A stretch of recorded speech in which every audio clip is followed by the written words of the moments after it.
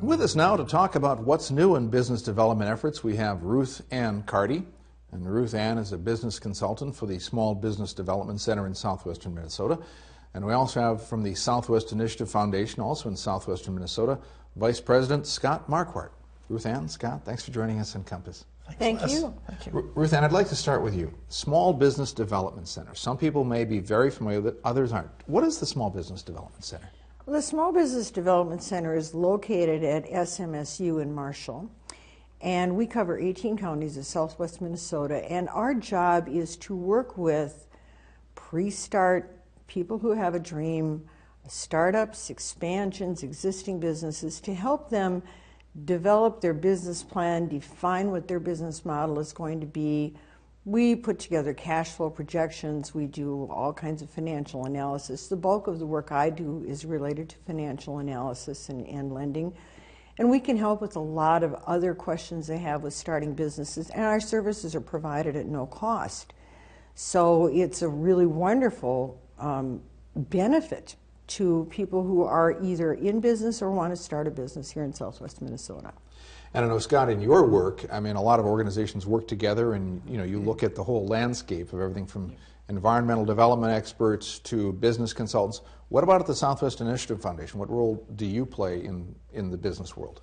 Since our creation in 1986, we've been doing business finance and trying to foster entrepreneurship in our region. The value we really bring to the table is not only the capital for these entrepreneurs, but also technical assistance for our micro enterprises. And in 2001, we added micro lending to our services, and through support from the U.S. Small Business Administration and the U.S. Department of Agriculture, we can provide technical assistance and really do more than the capital. Now, micro-lending is a term that appears once in a while, but many people might not know what micro-lending really is. Yeah, sometimes it's a challenging definition, but basically small businesses, a lot of Main Street businesses, startup businesses, home-based businesses, those that have generally a smaller number of employees or a smaller amount of revenue, which is frankly where a lot of our businesses started from. And they have great ideas and great opportunities, and we're bringing in that expertise and connecting them with smart people to ensure they're set up for success. So I love the phrase great ideas, great opportunities. Ruth Ann, I'm sure you've seen many people who fit into those categories. They've got great ideas and great opportunity, but it comes down to making smart decisions at the start. Is that what you've seen over your many years? That's exactly what we've seen. We want people to make that good decision, but we want them to make an informed decision. And what we see all too often is when a client comes to us, they want to start their business next week. And they have a great idea, and they have a good fit, and they have a good idea of where they should be and what their business should look like. But we want them to step back, take a breath, and really do more research and make a better and more informed decision. So what we tend to do is we tend to slow you down. We tell you, you really must write a business plan. You have to have a business plan. And yes, we could write it for you, but then that's our plan and not yours. And so you have to write the plan.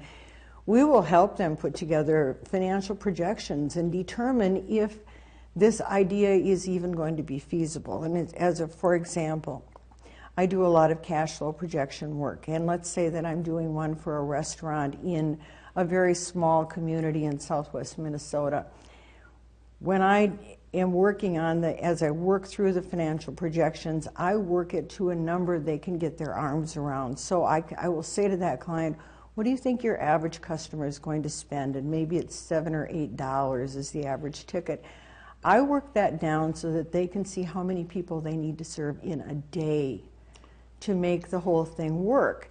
That's a number they can get their arms around. We can all look at numbers on paper and we can say $3,000, $4,000.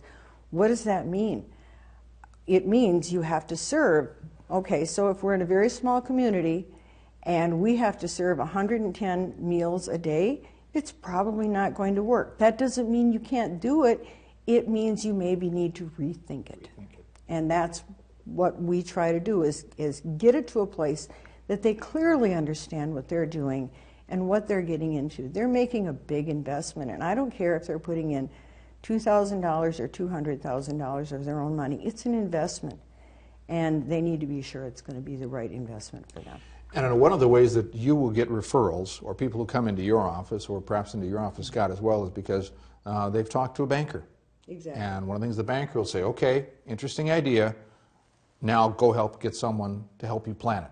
Yeah, absolutely. And I do want to put out a huge shout out to the community bankers and the credit unions in our region. Our relationships, and I think Ruth Ann would agree on this, relationships with the community bankers, the lenders at the credit unions are key to our success. They're key to the success of main streets and industrial parks throughout the region. Their impact, their investment, the risk that they take, the support they provide cannot be underestimated. And as we think about key components in building an entrepreneurial culture, in building strong main streets, strong industrial parks, strong places that people can be successful, banks and credit unions are huge for that. And not only for the referrals, but also the support throughout the life cycle of the client, from startup to succession and everywhere in between. Yeah.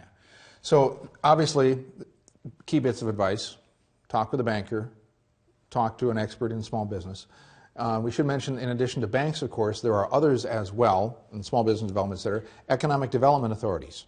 Exactly. That there are many organizations where people can ask those first questions. Exactly. We are blessed in Southwest Minnesota to have economic development authorities that serve cities, communities, counties, throughout the entire region, and they have been really, really helpful.